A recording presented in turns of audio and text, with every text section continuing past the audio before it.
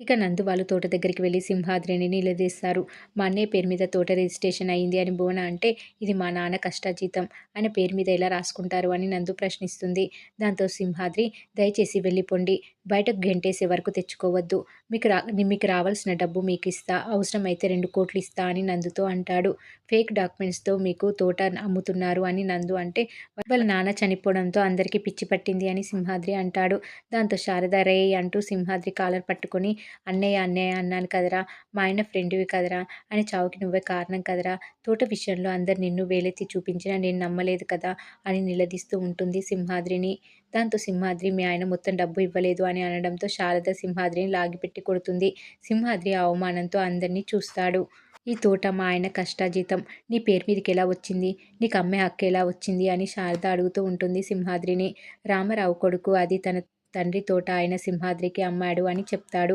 ఎవరి తోట ఎవరికి ఎవరు అమ్మారు అని జాను రామారావు అన్నయ్యని తీసుకొని ఎంట్రీ ఇస్తుంది. రామారావు అన్నయ్య రామారావు కొడుకుని కొట్టి, తోట కోసం మీ నాన్నకి పక్షవాతం వచ్చింది అన్నావు. అదే నిజమైందిరా అని కొడతాడు. ఇక్కడేం జరుగుతుంది అని ఫార్మా అధికారులు అడిగితే, జాను వాళ్ళతో వాళ్ళ నాన్న రామారావు దగ్గర కొన్న తోట సింహాద్రి స్వాధీనం చేసుకున్నాడని, ఇప్పుడు అమ్మాలి అనుకుంటున్నాడని, ఈ తోట అమ్మడానికి అతనికి ఏం హక్కు లేదు అని జాను చెప్తూ ఉంటుంది. తోట నా పేరు మీద ఉంది అని సింహాద్రి అంటాడు. దానికి పెద్దాయన, ఈ రిజిస్ట్రేషన్ చెల్లదు. అసలు నా తమ్ముడు ఇంకా రిజిస్ట్రేషన్ చేయించలేదు. నా తమ్ముడు కొడుకుతో తోట రాయించుకున్నాడు. ఆ సంతకం చెల్లదు అని రామారావు అన్న చెప్తాడు.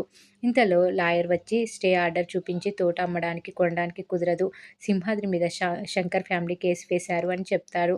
ఇంకా సింహాద్రికి ఫార్మా కంపెనీ వాళ్ళు అడ్వాన్స్ 5,00,00,000 వారంలో ఇవ్వాలి, లేదంటే కేసు పెడతామని బెదిరించి వెళ్ళిపోతారు. ఇక జాను నందులు సింహాద్రితో, చిల్లర ఇస్తామన్నావు, తోట నుంచి గెంటేస్తా అన్నావు, ఇప్పుడు మేం గెంటేయాలా నిన్ను? మేమెవరు అనుకున్నావు? శంకర్ నారాయణ కూతుళ్ళం అని అంటారు. మా తోటని మేం స్వాధీనం చేసుకుంటాం అని జాను ఛాలెంజ్ చేస్తూ ఉంటుంది.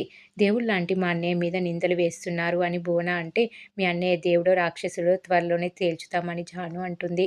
ఇక మరోవైపు సూర్య టీ కొట్టు దగ్గర ఉంటే జాను అక్కడికి వెళ్ళి, సూర్య సాధించా, తోట సగం సాధించా, అంతా నీ వల్లే, నువ్వు తోడుగా లేకపోతే సాధించలేకపోయేదాన్ని అని అంటూ ఉంటుంది.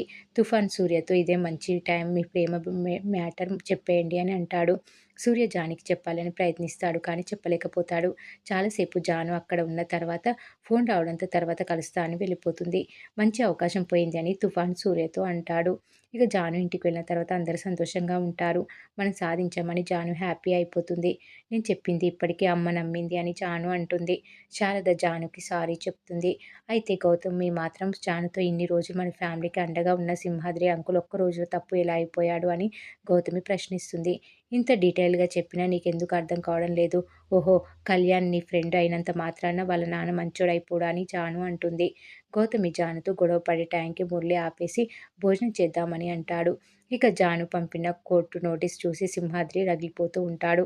తోటని అమ్మిన రామారావు, జాను ఇద్దరు నా మీద కేసు పెట్టారు అని అరుస్తూ ఉంటాడు.